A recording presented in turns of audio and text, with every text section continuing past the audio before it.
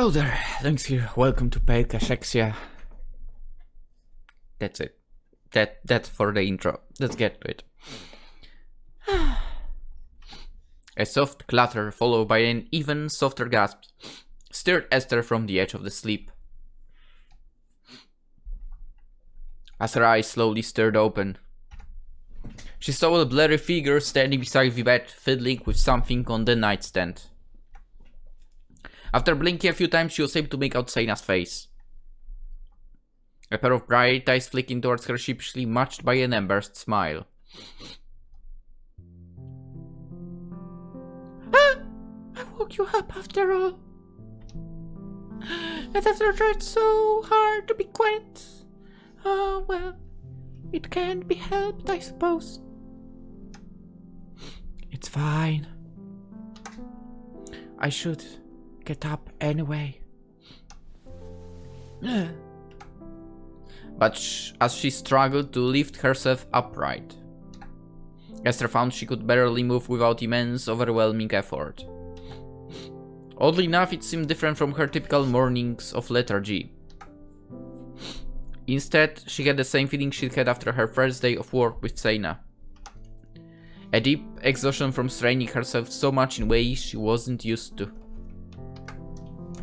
It was a much stronger sensation, but not unpleasant. It felt almost cathartic, instead like the satisfaction of pushing to one's limits. I don't agree with you on that one, Esther. What you should do is rest. Real rest. Not work disguised as rest. Shouldn't you be the one resting? After everything you did last night? A faint blush rose to Seina's cheeks. Her gaze fell somberly to the floor, and she seemed unable to reply for several moments, clenching the hem of the dress between her fingers. I rested plenty. Don't worry about me, please. Something about her reassuring words sounded almost pleading, as if the last thing she wanted was for Esther to be concerned.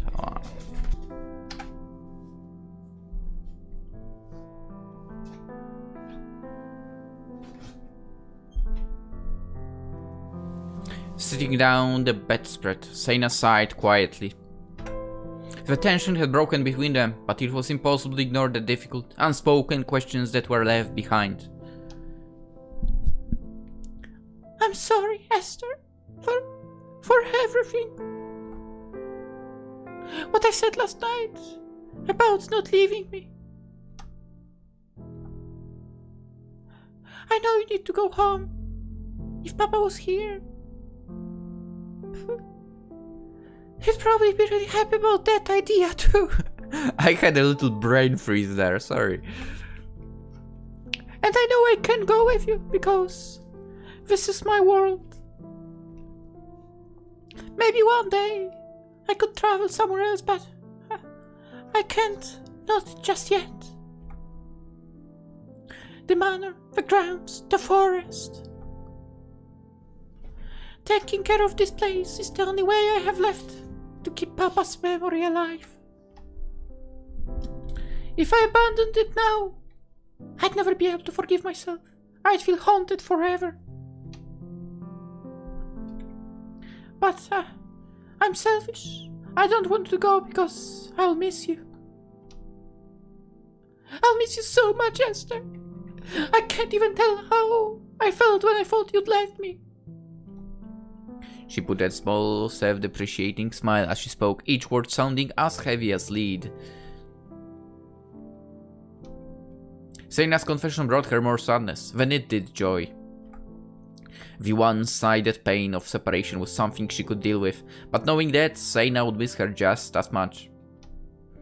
That seemed far more unbearable.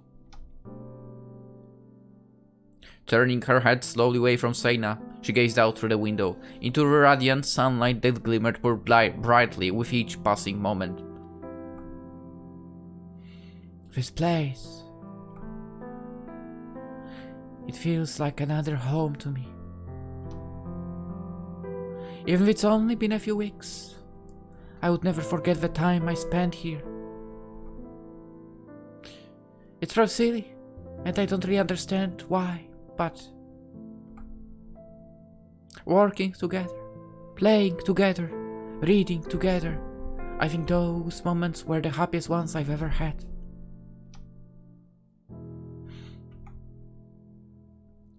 I could always be myself around you, Seina. You don't know how happy that made me. And when I think about going back to a world where I had to act like everyone else, I wish I could pretend it didn't exist. But you're right. I can't stay here forever. Her eyes slowly drifted back towards Seina. My medicine will run out soon.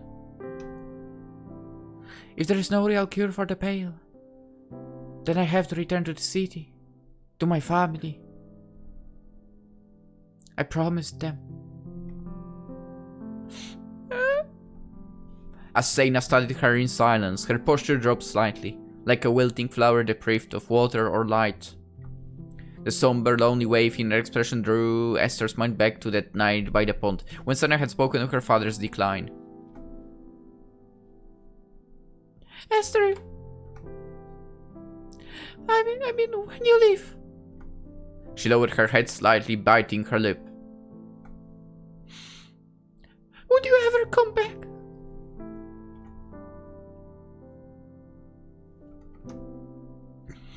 Of course I would. I don't know when, but then I will wait for you. Seina's quiet reply interrupted her. She looked up to see the other girl gazing at her with fierce determination. No matter how long you're gone, I'll really wait for you. I promise. Even if we're apart for years and years, I'll always be here to welcome you back. I don't care how long it takes, or how different it might be, or if you only walk by the wave at people are moving on. As long as I know I'll see you again someday. That's all that matters.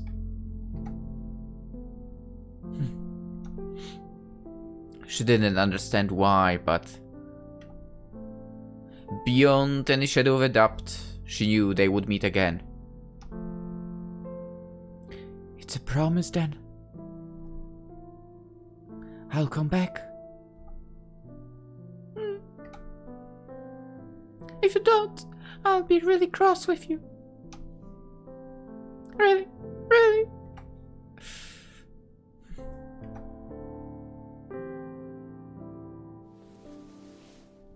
Such wonderful friendship. Leaning forward, Esther curled her arms around the small girl, pulling her into a gentle hug. Seina snuggled tightly against her, the faint warmth of her teardrops soaking into Esther's blouse. So good. For a long time they held each other in silence. It felt solemn and bittersweet, as they were already saying farewell, even though it would surely be a while longer before Esther left. But in that moment, they finally understood each other. Their promise was sealed, forever set in stone by their shared determined belief in it. A belief that would never ever waver, no matter what. Not until the end, the very end of time.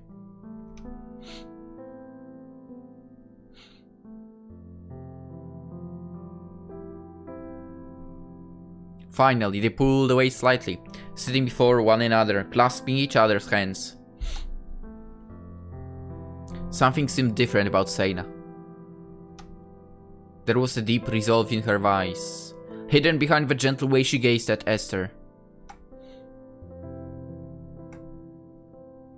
I have a silly question for you, Esther. If you were cured of the Pale,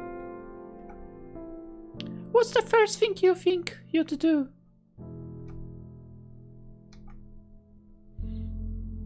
Break my watch, I think. It stabbed me one too many times. After a short pause, Seina giggled softly, shaking her head. I can understand that. It's a funny thing to ask. I was just curious. For whatever reason, Esther's reply seemed to have made her happy. Well, I think you ought to eat a bit of breakfast, then get some more sleep.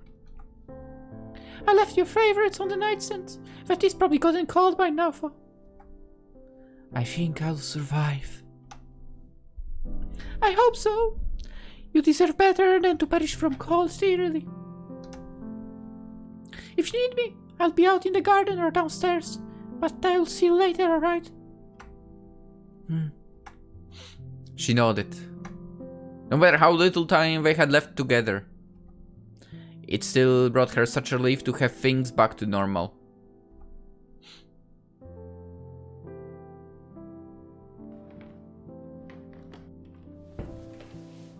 Once Seina had hopped off the bed and left the room with a cheery wave, Esther pulled over her tray of breakfast. She hadn't realized it until now, but she was ravenously hungry, so much that her stomach actually hurtled when she began to eat.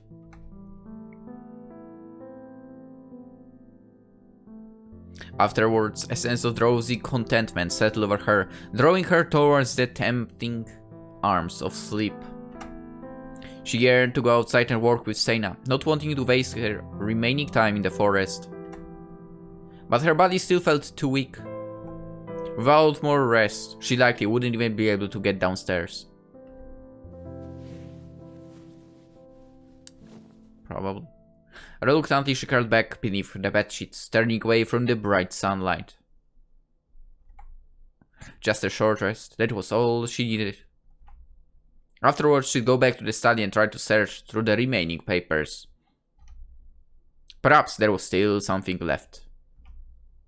One last secret for her to uncover. Hopefully. I want her to recover and,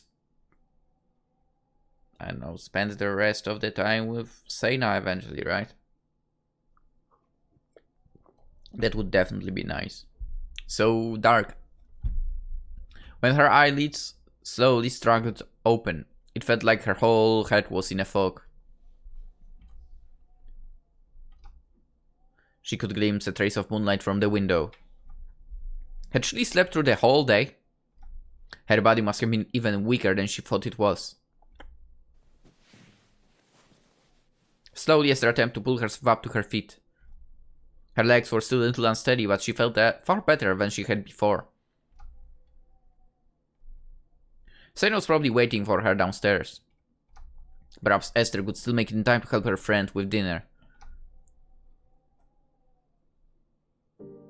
Just as she was about to make her way towards the bedroom door, something strange suddenly caught Esther's eye.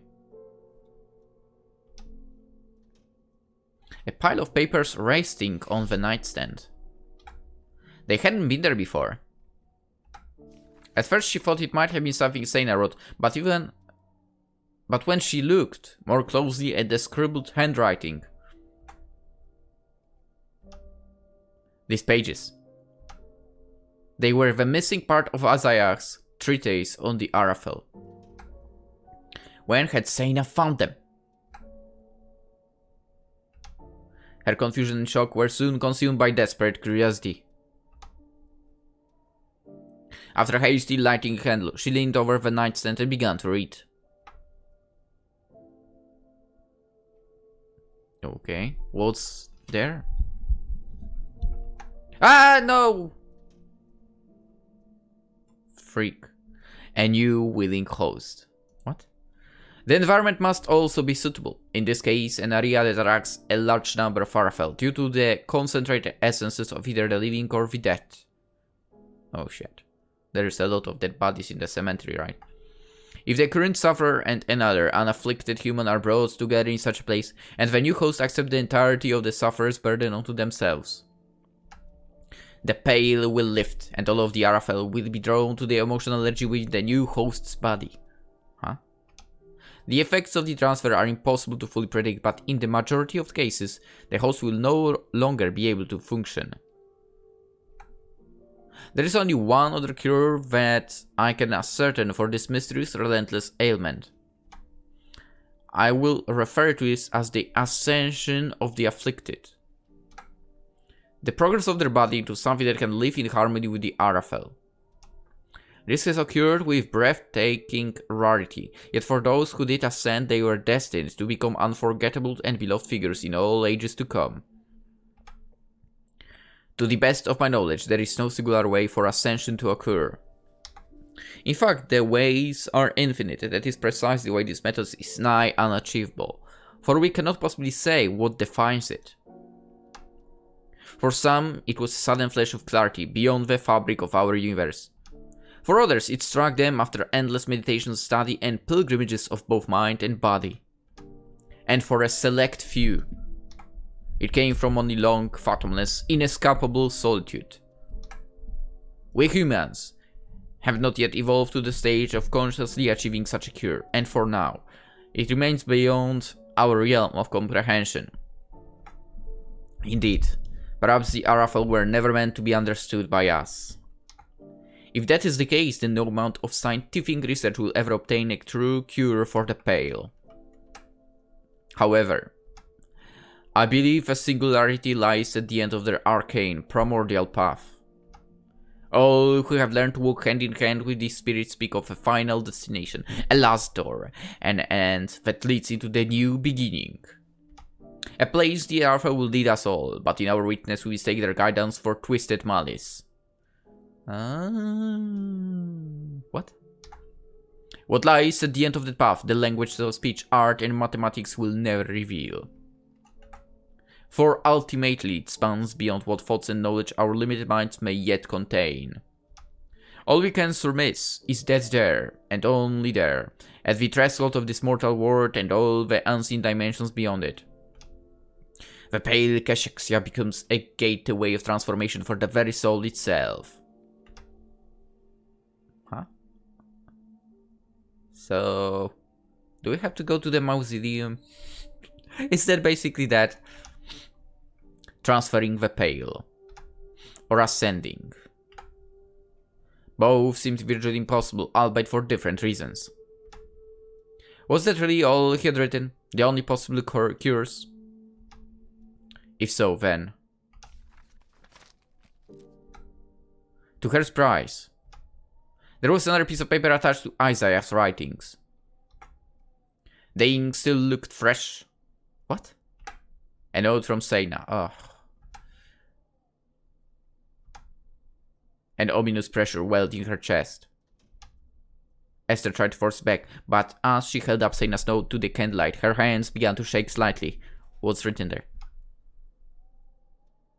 What's written there?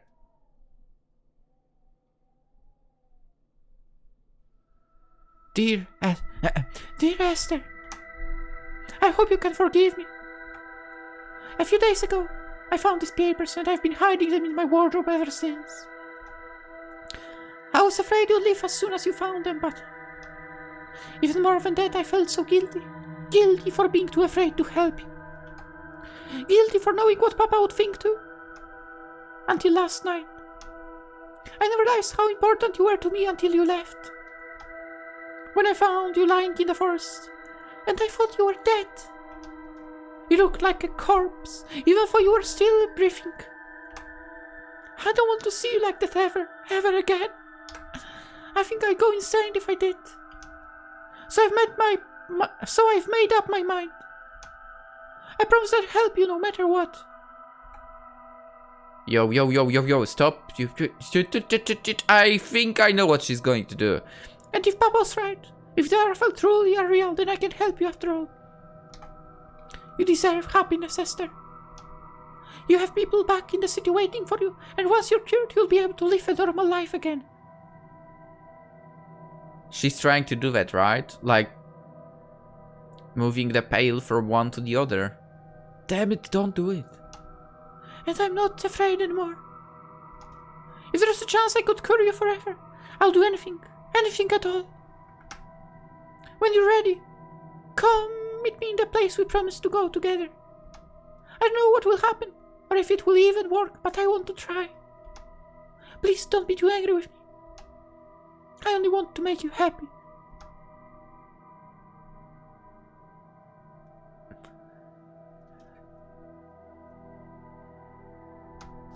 The note fell from her fingers. For a moment she stood there completely stunned, at a loss for how to process everything and respond. Did Seina? Did she want to transfer the illness to herself? Impossible! Esther would never agree to such a thing. But what if she was already in the mausoleum? The Arafel. They were down there. From Isaiah's writings and her own dreams, she knew they were there. If they latched onto Seina in the same way they had to her father. Was she already lying down there, alone in the dark, paralyzed? There was no other choice. She had to go down there, down into the mausoleum. She had to stop her friend's attempt to cure her. Seina's life was trade she would never, ever accept. Esther dashed down the stairs so quickly her feet barely touched the floor. Within a few moments she was outside, racing across the Manor grounds in a frantic sprint. Just in case you should have taken something, you know. Just in case. She didn't even feel the sting of exertion in her lungs, nor the impact on her legs. That's a wonderful feeling, by the way, when you run. She couldn't feel anything at all. Only a sinking, helpless fear. That's not a great feeling. Why? Why was Seina doing this? She must have known that Esther never would have willingly agreed to it. But why would she risk her own life and happiness? Didn't she realize how devastated Esther would be if anything happened to her? It was so rash, so naive, such a horribly reckless thing to do. And what would happen if it actually worked?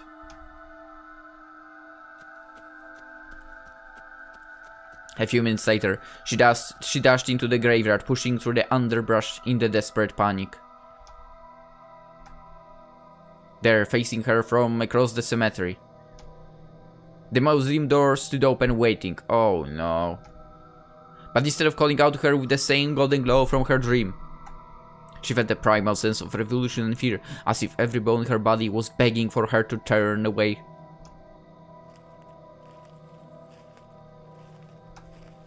As she approached the gaping stone mow, dread crept through her hair with a sickening chill. Did she at least take something to, you know, have some light there? It took the entirety of her willpower to force her body forwards, each step more difficult than the last. When she finally crossed the threshold and her uneven paces echoed coldly around her, she wondered if she would ever make it back again.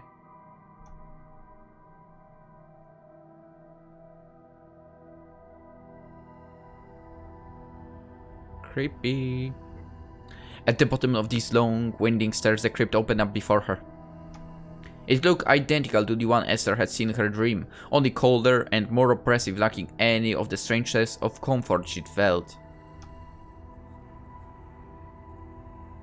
Would be nice if you get something to, you know, keep the fire. You could get some light around. Just saying. Seina. She sounded so frail. I hope she didn't do the same mistake, you know, maybe Seina went here. You know what, no. And she went back to the study or something, like with father, right? But she was terrified. Terrified what might hear her. Terrified what she might be waiting around the corner. What she might be waiting around the corner. What might be waiting around the corner. Whatever. More like probably what she might run into around the corner. Something like this would be probably better. Whatever. First time I'm actually saying something about the text. Whatever. It's not really wrong. Summoning all of her courage, Esther began to walk down the long... dark corridor. Past rows and rows of tombs, opened and unopened, separated by the tall statues that watched over them. She paid no attention to her path, where she'd come from, or how she'd make her way out again. All she could think about was how Seina would be when she found her. Alive? Dead? Infected? In the note she had said Esther had looked like a corpse. Would she have to see Seina like that too? Hopefully not. Oh no, the creepy freaking figure. As she rounded the next corner, her foot suddenly hit something. When she hesitantly bent down to pick it up, her fingers brushed against the dusty soft material. A stuffed white toy. A cat. What was it doing here? Surely it must have been Seina's. Perhaps it was a sign that she was getting close. It's that toy, right? From her father. Clinging desperately to that hope, she broke into a sprint. The toy that he made himself, right? One last chance. We played a game of that title. I think it was in the beginning of the channel somewhere. Turn back. When those unbidden words rose in her head, Esther forced them away. She wouldn't turn back. No matter what. She would never turn back. If they were truly in her head, then they would understand why.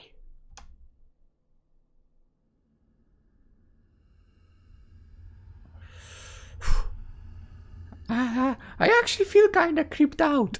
At last, she came to a sudden halt.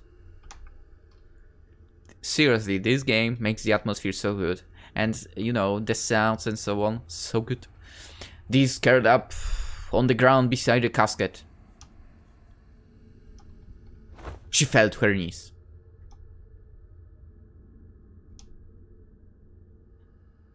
Esther! You finally came? Her eyes slowly opened and she gave Esther a small, gentle smile. As she reached out for Seina with a trembling hand, Esther felt something right behind her. Suddenly, it felt like she was floating. As if an indescribable wave had lifted from her shoulders, leaving her body as light as a feather. The constant strain of her muscles was gone. The burden in her voice, the heaviness in her chest vanished altogether. She remembered this feeling. She had been so young then. Always so happy.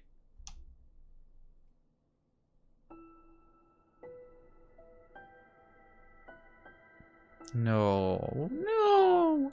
Slowly the dark cold walls and floors around her dissolved into nothingness. Seina. Seina, please. As she shook the other girl in her arms, staring at her face in slowly dawning terror. She realized that Seina wasn't truly unconscious. She had simply gone limp, resting in Esther's arms with eerie stillness like a rag doll. Her features were composed in a calm, nearly blank expression, like a funeral mask, beautiful and reserved. But the faintest trace of a smile still lingered on her lips. Underneath her eyelids, not fully closed, Esther could see a glimmer of grey. Oh, for heaven, it's transferred already. She has green eyes. Okay, I see.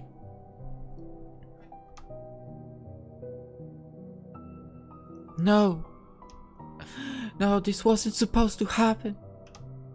You can't have it. I won't let you have it. I want Seina. Seina. Her anguished, frustrated scream echoed all around them. But Seina showed no response. Please. Please take me instead. I'll give you all of it. Everything. Everything I have. Just let Seina go. Don't make her suffer. I won't let her suffer. I won't. I won't. I won't lose Seina. I won't. She repeated those words over and over again, begging and pleading in between soft, hoarse sobs. She didn't want to be cured like this. She would rather live with the Pale forever. She would live with it forever. If only they would bring Seina back.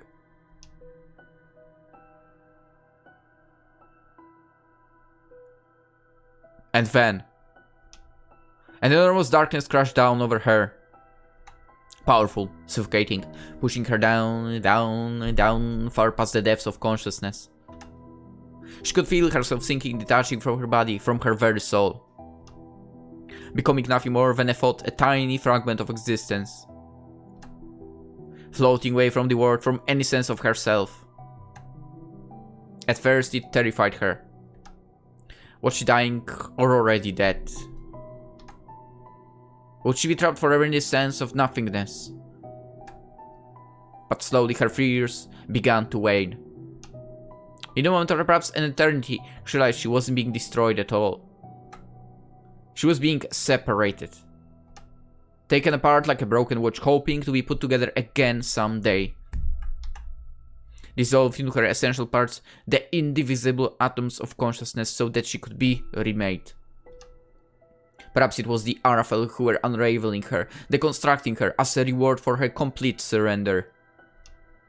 Strangely enough, she trusted them. She knew, somehow, that they were taking her somewhere very, very important. It brought her such relief that she wished she could cry, for without a body she had nothing to shed her tears with. Is she ascending, the second option? I sure hope so. At last, just before her awareness of everything vanished completely, she felt happy. Happy and yet lonely. Strangely lonely. Alone for a very, very, very long time. But perhaps that was alright. Perhaps.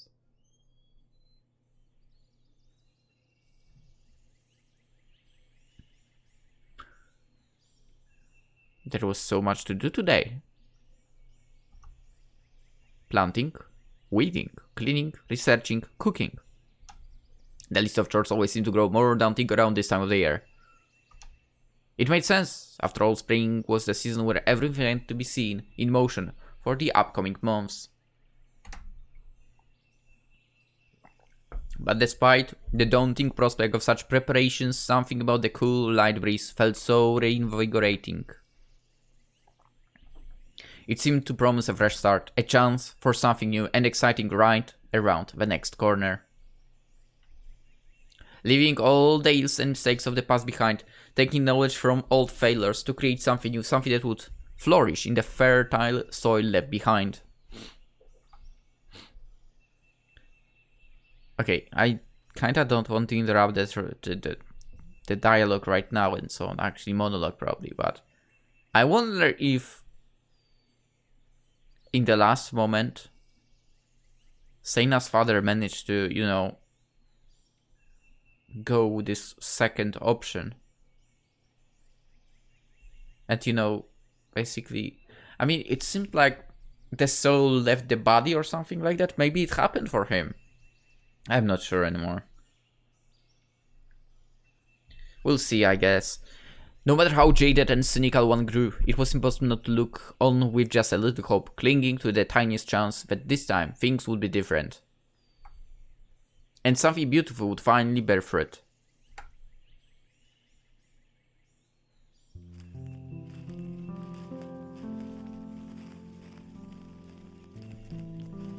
Papa! Stirred from his thoughts, he glanced down to the small figure walking beside him. She'd been tugging his arm gently to get his attention, but he hadn't noticed up until now. Could I ask you something, Papa, please? Yes, unless it's about your biology lessons. I won't allow you to weasel your way out of completing that last chapter like you managed to yesterday. No. I finished today, I promise. But I want to ask you something. About something else. Go ahead then. Seina felt unusually silent, her gaze drifting down to the forest floor. Such behavior from her was so rare that Isaac's brows arced in uncertain anticipation.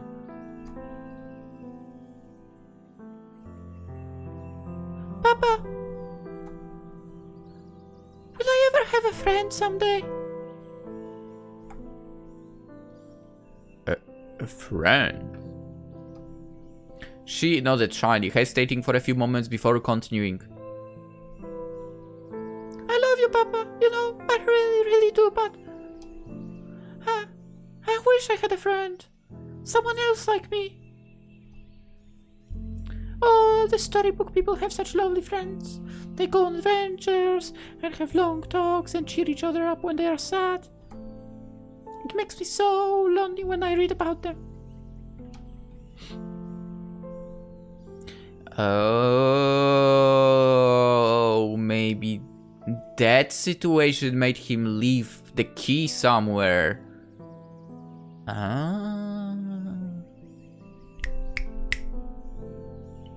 This was not a discussion he particularly wanted to have. He had talked about this with her many times already. Strangers would never bring anything good or fruitful into her life. The temporary excitement would always fade, and eventually only troubles and turmoil would remain in its wake. He was about to sternly remind Seina of such things before she got any more fanciful ideas about adventures and shallow conversations. But when he looked down at her face and saw a soft, familiar wistfulness gazing back at him in her eyes, something fractured in his heart. Also, I like his clothes.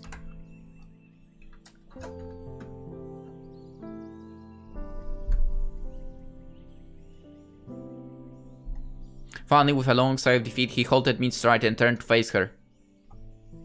Seina eagerly peered back up at him, hugging her stuffed cat against her chest while she waited for his reply. If you should ever have a friend, you ought to love them like your life depends on it.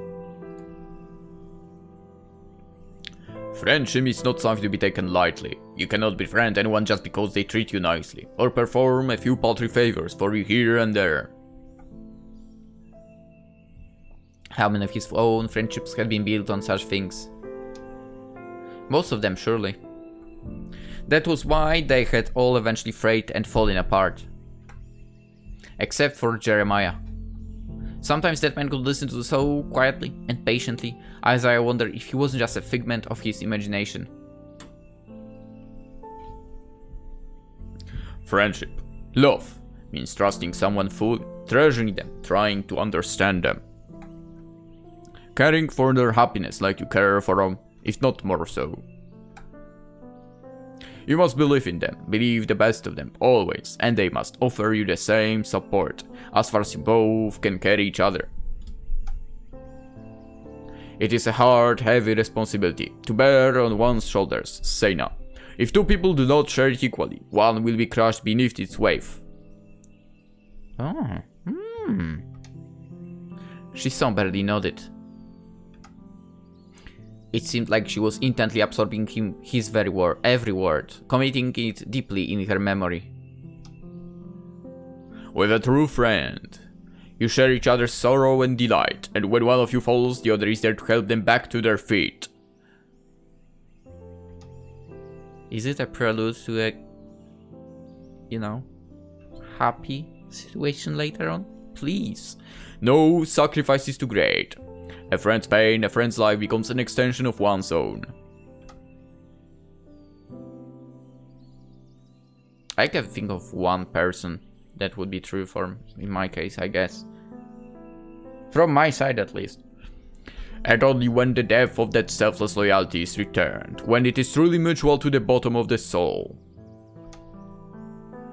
When and only then are two people join a wave that can never be broken. Do you understand, Seina? I do, Papa. Seina nodded again, her features clouded by an unusually sober expression. She'd been asking about this subject quite frequently as of late. He needs to have a proper, serious conversation with her soon, a lecture about how the isolation was for her own good, and how any relationship with the real world would never match the perfect bond seen in fiction. But right now, he couldn't bring himself to say anything more. He knew that pressing it further would hurt her feelings at the very least, and most likely result in some kind of quarrel. Certainly, not the type of thing he wanted to ruin a peaceful spring morning with. That is all I will say on this subject for the moment. You'd be wise to ruminate on my words before we speak of it again. Reaching out, he grasped her tiny hand firmly in his own. She stayed contemplatively silent, but still offered him a small, affectionate smile.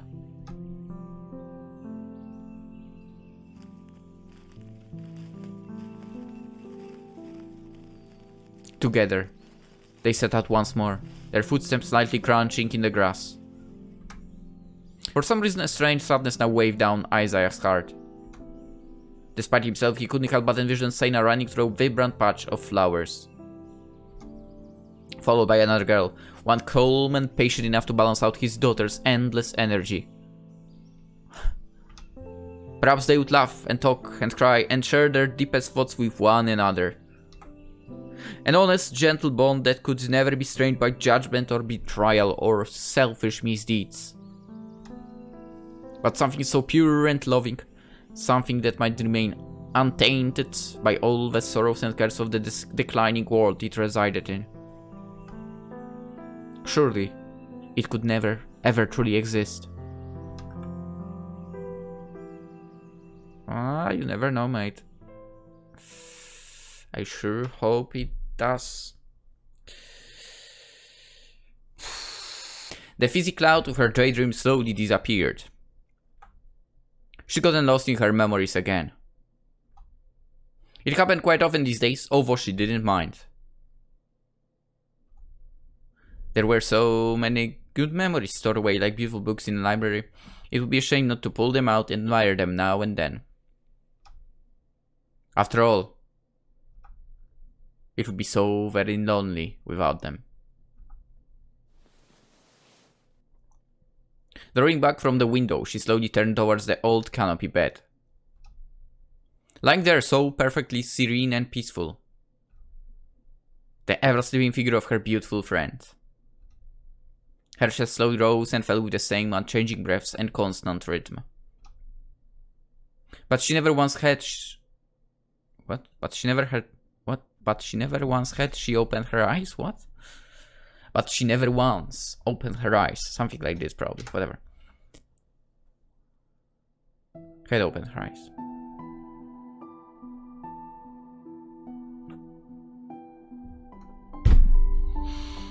Six years had passed since that night. What? There were no words for how Seina felt once she realized what she'd done. In trying to cure Esther, she'd pushed her into a deep coma, one from which there seemed to be no awakening. At first, Seina was beyond terrified. She didn't know how she could possibly care for Esther while the other girl was in such a state. But after she'd carried her back to the Manor, and stayed by her side for many painful days and nights. Wait. Should it be the other way around? Realized something impossible had happened. Esther's body had gone into a strange, incredible stasis, requiring no food or drink. The fundamentals of her biology had changed. Wait, what? Wait, so it's Esther that's... So she... Is it this second option? And yet, for some unknown reason, she continued to grow and age normally. It was as if the spirits themselves were sustaining her somehow. Or perhaps, as she was living in a different world altogether, even though her body remained mirrored in this one.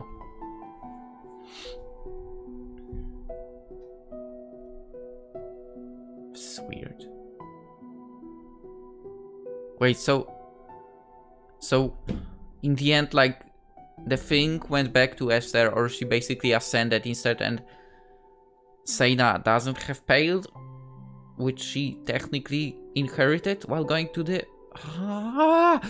After she had cried all the tears she possibly could, and finally managed to control the guilt and anguish that plagued her, Seina slowly began to adapt again.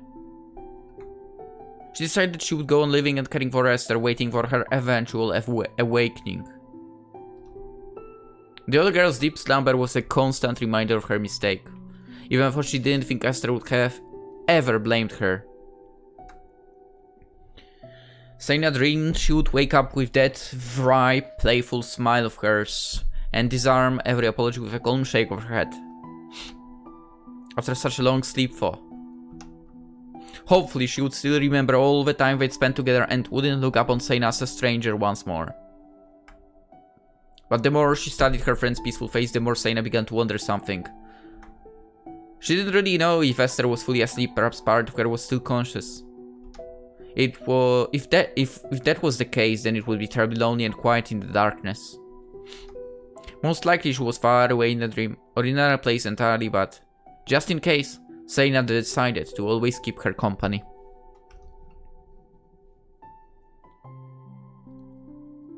After a few days of tinkering with a chair and an old wheelbarrow, she'd managed to create a study wheelchair that could easily handle the forest floor. Now, while she worked in the garden and the graveyard, Seina could take Esther along with her. As strange as it felt at first, she eventually began to chatter away just like before, describing the birds, the trees, the colors of the changing seasons. She would tell Esther how much she missed her, how excited she was to play and work together again, reminding her of their promise, and how cross she'd be if Esther never came back.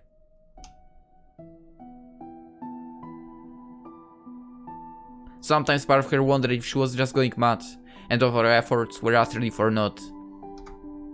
But if there was only the tiniest, faintest chance that Esther could hear her, that one day she'd open her eyes and smile again, sharing the same memories of these long, quiet years.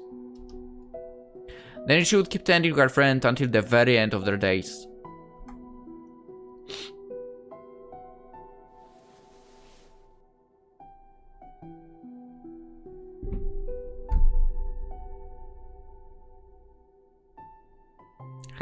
Her hair got long. Also, that's a dangerous hairstyle. Settling down the bed, she delicately cupped her palm against Esther's cheek. Warm, just like always. And her eyes so lightly closed as if they might flutter open at any moment. Come on, open it. It's another beautiful day, Esther. I'll pick some flowers for your hair today, I think. A tiny, gentle smile traced over Seina's lips. If Esther could really hear her, Seina thought she might like that idea. Even if she wouldn't be able to see the flowers, she might feel their gentle wave on her head, or breathe in their fresh scent. And most importantly, she would know Seina was still with her, waiting for her to wake up.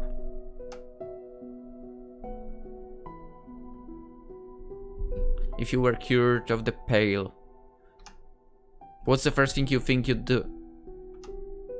Break my watch, I think. It stabbed me one too many times. With her friend's words always echoing in her mind, Seina kept Esther's watch with her wherever she went. So many times she dreamed of seeing Esther suddenly open her eyes before hurling her much despised medicine onto the ground. Even if the crash that started Seina awake was an imaginary one, it sounded so vivid, so real and clear, that it almost felt like a premonition instead of a dream.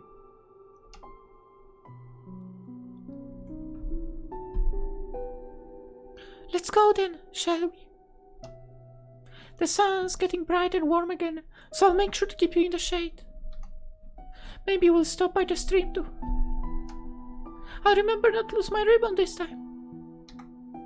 She murmured softly to Esther, pausing a few moments. A reply never came.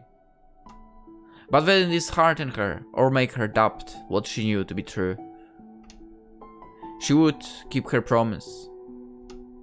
She would wait for Esther to return. Perhaps it would today, tomorrow, or 20 years in the future. Perhaps it would be another life altogether. No matter how long it took, Seina would always be there waiting to welcome Esther back. As long as she always believed in it, and never lost faith in their eternal promise. But one day, they would be together again.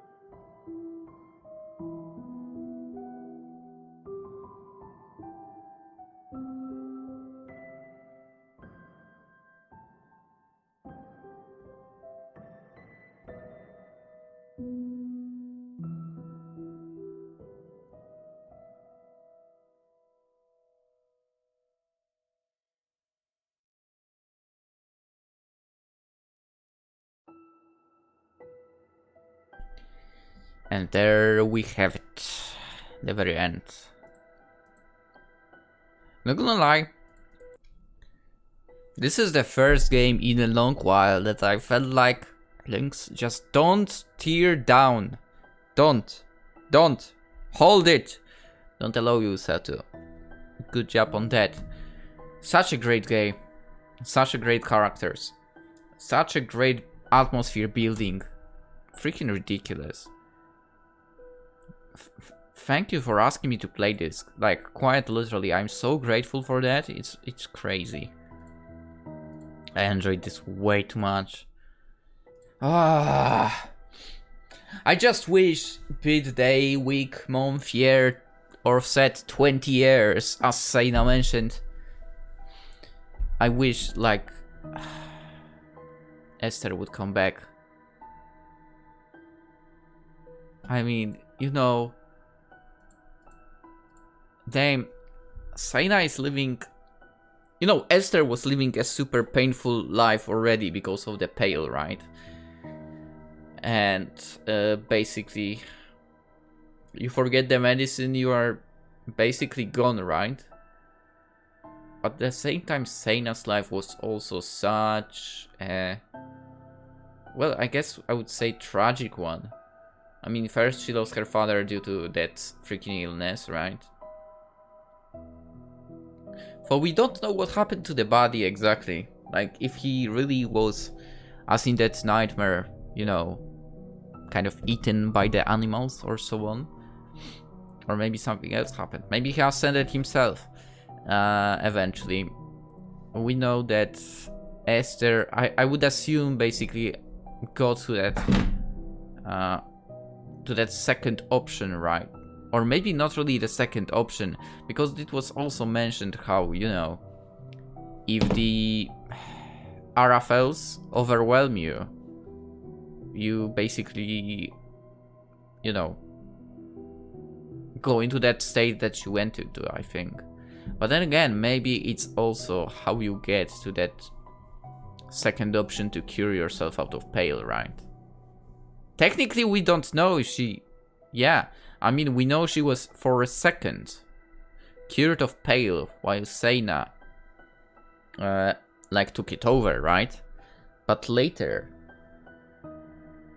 I mean, as we can see over here, Seina doesn't have the Pale, right? Because the eyes are not greyish. We don't know if Esther got it back or what. Damn. Anyway, I just really would like Seina, you know, even after those 20 years, to have Esther back by her side. Would be freaking awesome. But yeah, anyway, the game, of course, is on Steam. It has whole 5 achievements. Yeah, I know it's just 5, but hey, it's 100% if you're into that as well. And I mean, amazing story. I enjoyed it so much, man. I think this is going to be a 10 on VNDB for me, not gonna lie. I think I will go straight there and give it a 10. Whatever. It's too good. It doesn't deserve less. But with that being said, hope you enjoyed, and I'll see you in some other game. Maybe Enigma. I don't know yet. Maybe something else. Can I record still today? I guess not really, so maybe tomorrow we'll start Enigma. Or maybe I'll get to something else and give myself a little break from those, I would say, rather deep games. I mean, both Katawa Shoujo and now Pale Cachexia. Very good stories. So yeah, hope to see you in the next one and have a wonderful day. Bye bye.